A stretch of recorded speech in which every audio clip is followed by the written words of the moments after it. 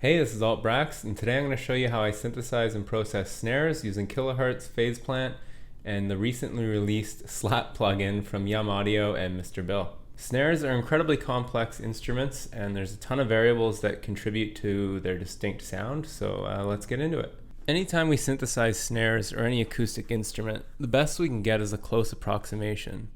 So depending on what kind of sound you're going for, that approximation can be as simple as a shape noise hit, but most people try and model the fundamental using a sine wave and then the snares using noise. I like to do a more organic sound, and I try to take that a step further by adding additional oscillators to mimic some of the additional harmonics the snare produces. So here's the sound we're going to create today, or something like it anyways. We're going to start by taking a look at an acoustic snare sample just to get an idea of what an actual snare looks like.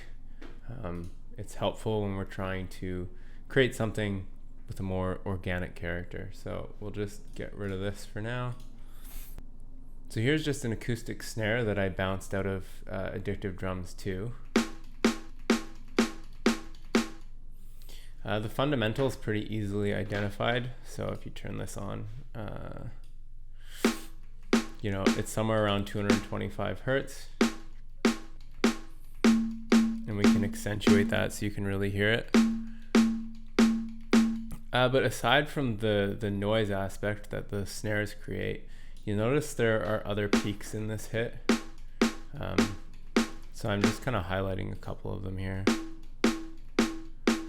So at like 328 hertz, there's a resonant peak here. Then again around 395. And then again here around 500 hertz.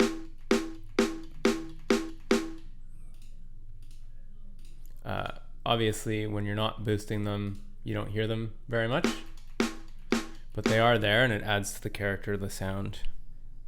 One thing to note is that these are not harmonically related to the fundamental, so that kind of contributes to the atonal nature of most percussive instruments. So when we're recreating our snares, we want to try and include some of these anyways. Not all of them, obviously, because that would be way too much work. I've created my own patch in Phase Plant, so we'll just try and recreate this step by step. Let me just show you how that sounds. It's actually kind of similar to this. It's a lot brighter, and the frequencies are all different, but you kind of get that acoustic vibe from it.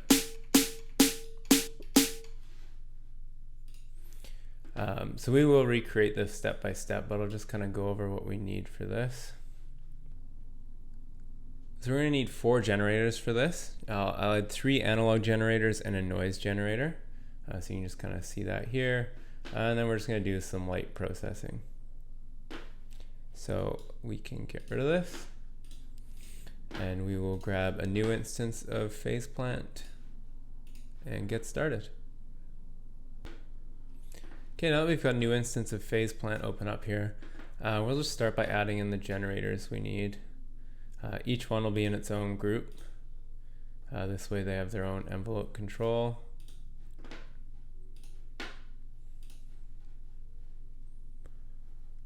And then we'll just turn off the 3 analog generators for now.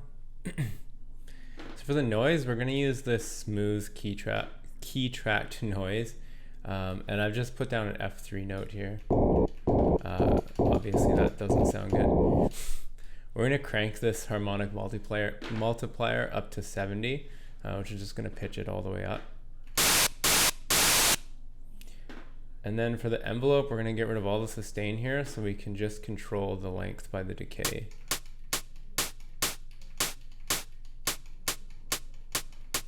So you could actually use this to create a really simple hat too if you wanted to. And then we're going to take this decay and we're going to add it to one of the macros here. So you want to set this to kind of the shortest value that you would want this to be at. You can adjust this later, but let's just say 100 milliseconds.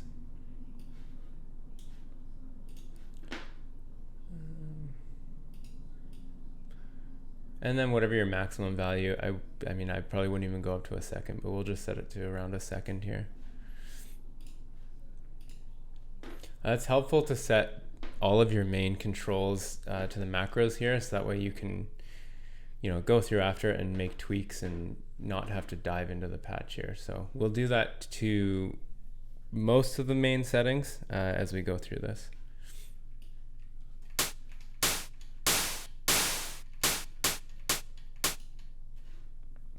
Okay, so now we can start shaping the fundamental here, which is going to be our first of 3 analog generators.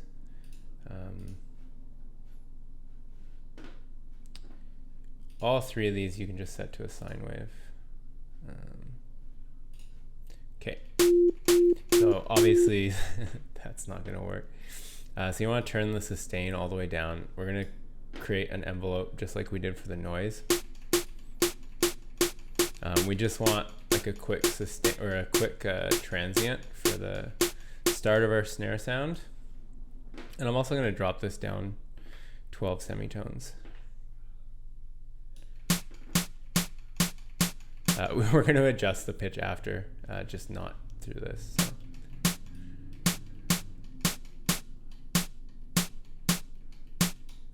And then for the decay, you're going to want to do something similar for this. Actually, we can name these 2.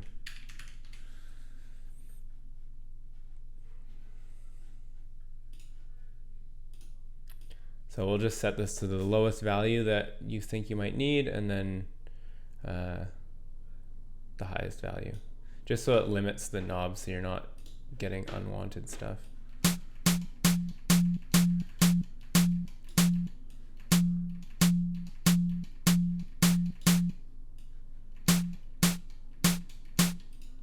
I'll just name this body time. Yeah, so now we can move on to the next 2 oscillators.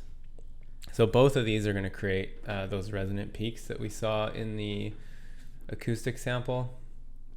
So we want to drop the sustain on both of these. And because we're just leaving this at 0, they're going to be up higher than our fundamental anyways.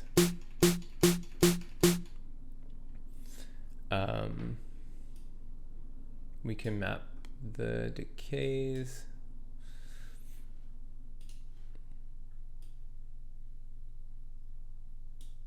So you want to set this, the maximum here a little bit longer in case you want to let this snare kind of ring out to get it like a more metallic sound. So we'll do that for both of these. Whoops. Oh, what did I do?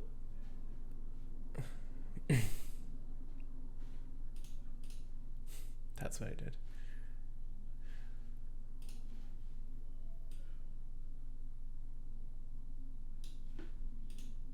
Obviously, we don't want both of these to be the same pitch either, and they're way too loud. So we're going to drop the volume on both of these down to 0 because we want to control that with macros as well. So we can call this res vol, and then the other one res 2 vol. And this macro can go to the first level. You probably don't want this to go higher than 50%. If you look at the acoustic snare hit, the resonant peaks are significantly quieter than the fundamental.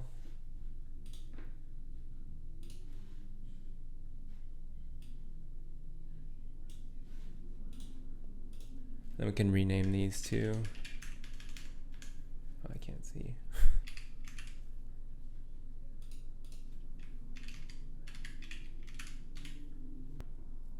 We don't want both of these resonant peaks to be at the same frequency, so we're going to adjust the second one. If you look at that acoustic snare sample, or if you reference that again, obviously the next overtone is a bit higher than the previous one, and so on and so forth. So we're going to leave this one at 1 times for the harmonic multiplier here, because this is already 2 octaves above our fundamental. And this one we're just gonna bring it up to 2. So if you raise the volume here, you can hear it better. And the time.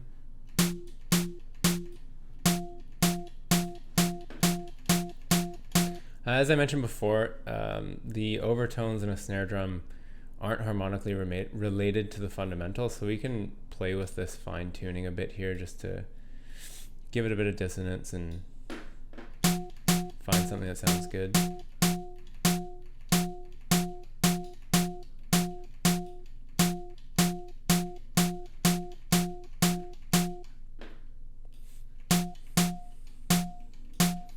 You want these to be subtle, so you can adjust the volumes and the time.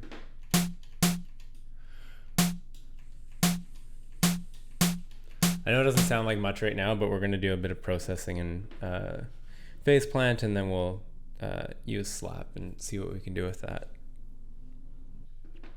So I want to be able to adjust the pitch of the snare without having to, go through each of these and change the frequency, either using the harmonic multiplier or the semitone adjustment. And I don't really want to have to change the MIDI note if I want to just see how different pitches might sound. So we're going to use a frequency shifter for this. So we'll add that in lane 1. And then we'll just set this to around 100 hertz.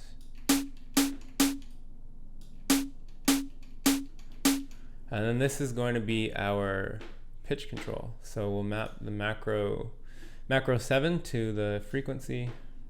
Whoops. And really you don't need this to be a super wide range, like 300 or 400 is more than enough.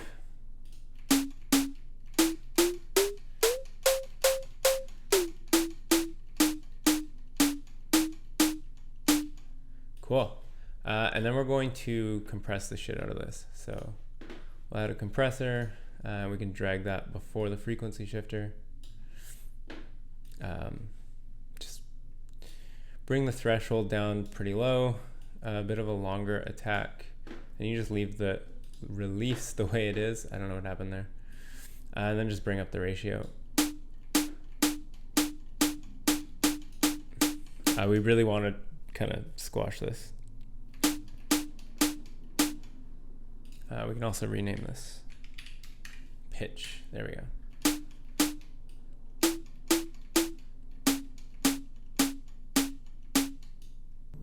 Okay, so next we're going to add a limiter just to catch any peaks. You can do this all in whatever lanes you want, because everything's running through lane 1, 2, and then 3. It just helps for visibility if you kind of push things across in order, obviously. So we're going to add a limiter. And then we're going to add some distortion here before the limiter. We'll just switch it to saturation, and we can just pull the drive back a bit. See how it's sounding a bit more beefy? You can adjust this to taste. Obviously, if you really drive it, it starts to sound like shit. So.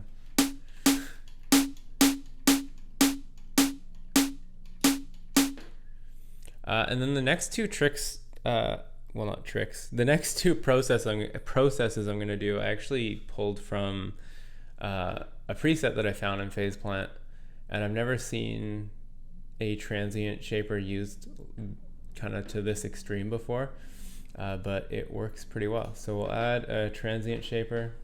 If I can find it, there we go.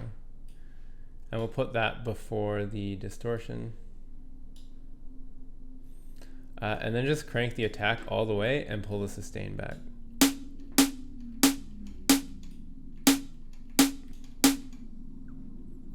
And then we can pull back the input gain a bit. And this makes a very snappy snare. The next kind of thing that I pulled from that same preset was to add a couple of filters.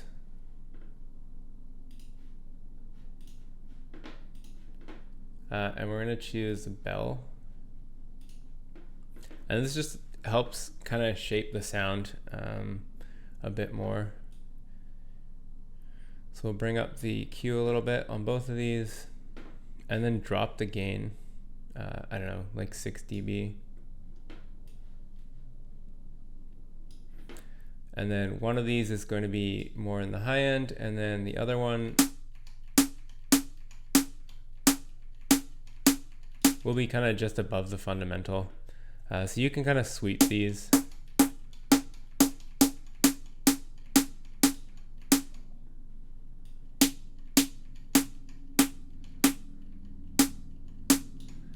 Just to find a sound that you like.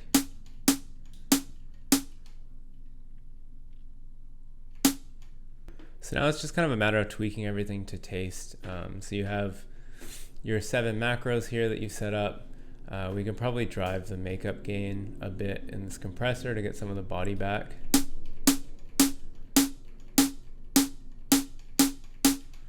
And then you can just play with the times, play with the volume of each of these resonant peaks we've created.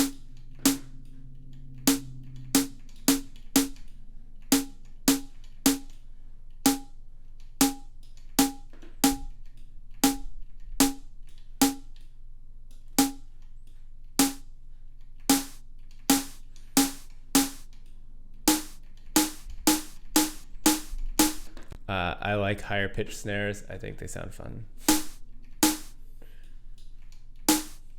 So that's pretty much it for the synthesis part. So we'll move on to processing here in a second. First, we'll just bounce this out. I've already got a resampling channel set up here.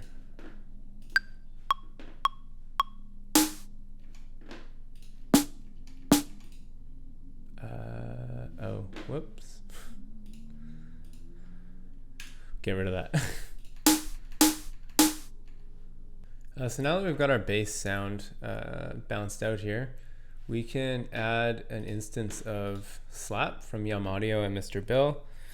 This has kind of become my go-to plugin for drum processing now, other than maybe some EQ.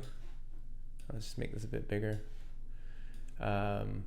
It's also really good for kind of experimenting with other sounds as well.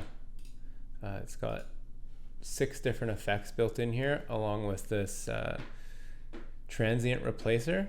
So in here you've got a ton of different transients that you can choose from. I believe all of these were designed by Mr. Bill. You can also load in your own transients if you want. So yeah, we'll go through this and start processing this snare. So we're going to start with the default patch here, and then we'll just turn off this click replacer for now. So this is what it sounds like just with the effects in their default configuration. So I'm just going to turn these off. These can be reordered as well, so you can put them in whatever order you want. So I'm just going to start with some clipping.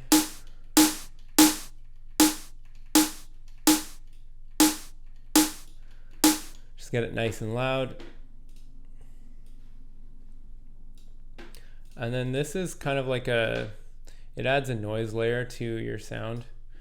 So there's like an XY grid here, so you can adjust the length and the brightness or warmth of it.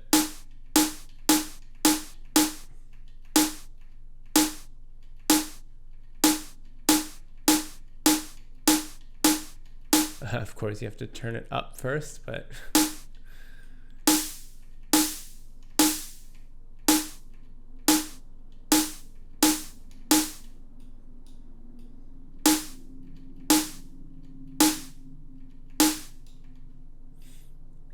so you can just kind of play with this until it sounds good. I like shorter tails, so.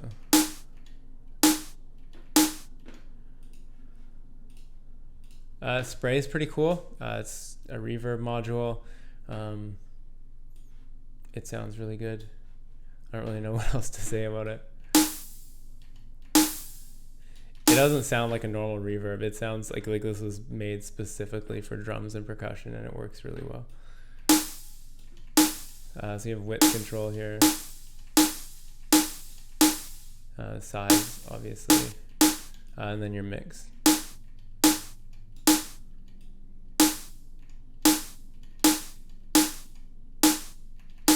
And the shimmer kind of controls the brightness.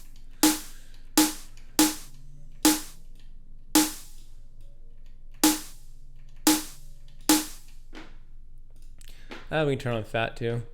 So fat uses multi-band compression and EQ to fatten up the sound. It's pretty self-explanatory. There is a boost point here, so if you kind of find the thickest sounding point of your sound, you can kind of target that. So I don't know, we could target closer to the fundamental. It does kind of kill the transient, so a little bit works well.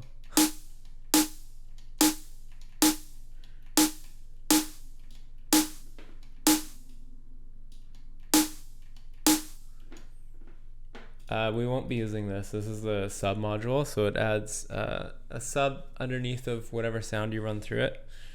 It's actually pretty cool. You can adjust the pitch and the timbre, so it can go from, you know, a clean sine wave to really distorted. And then we have transient shaper here. I don't know why it automatically adjusted. So obviously increasing snap is going to give you more attack. Increasing tight is going to take away the sustain.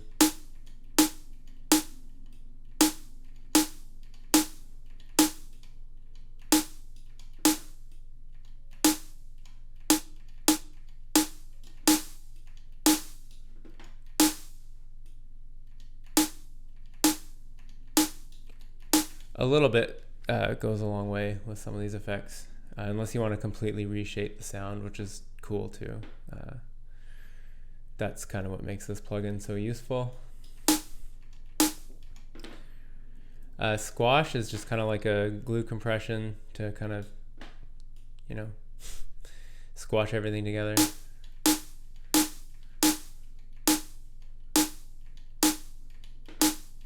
And then you use the tame control to tame some of the additional harmonics that you've added if it's a little over the top. See, now it's not as bright. I probably should have mentioned this, but there's this pretty cool waveform display here that shows you how your changes are impacting the sound. But now, let's say we don't like the transient. I kind of like the transient on this snare, so I probably wouldn't do this, but we can turn on this click replacer here, and you can adjust how much of the click is replacing the sound. So obviously, if you go too far, then you're going to lose most of your snare, and it's just going to be a click or whatever this is. It's a Chirp Crunch 01. But the hard clicks work pretty well for snares.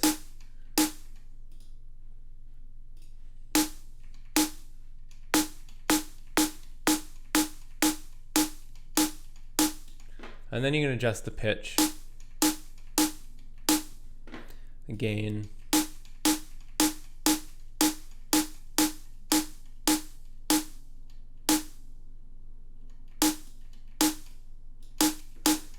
And then the brightness again. So there's a lot of ways you can shape your sound using this. I'm pretty impressed with this plugin, and I'm pretty impressed with this snare. So here's how it sounds without slap. Whoops, that's not what I wanted to do. This how it sounds without slap. And then when we turn slap on,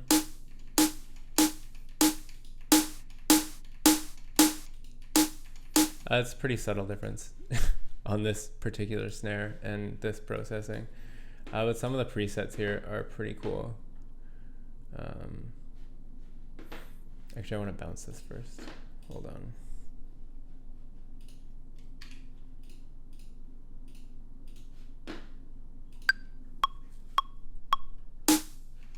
on. Yeah, some of the presets in here are pretty cool.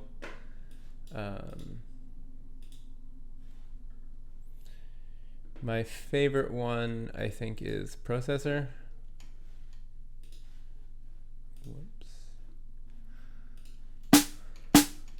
It doesn't work very well on this particular snare, but I've used it quite a bit. Ungodly tight is really good too. And that kind of works on this snare. We could maybe turn the click off. You could add this back.